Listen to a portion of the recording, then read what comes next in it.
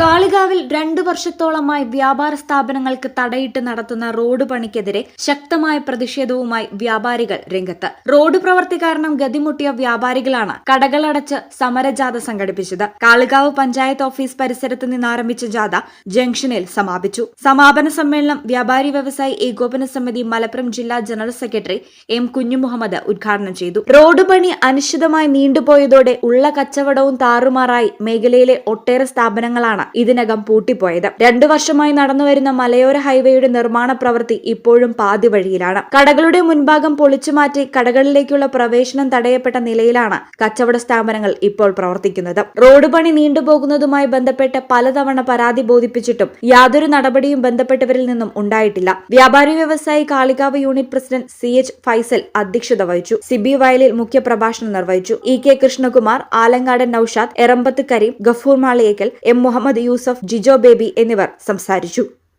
ഈ channel Kalikavu. Al Salama high hospital road Perinthalmanna.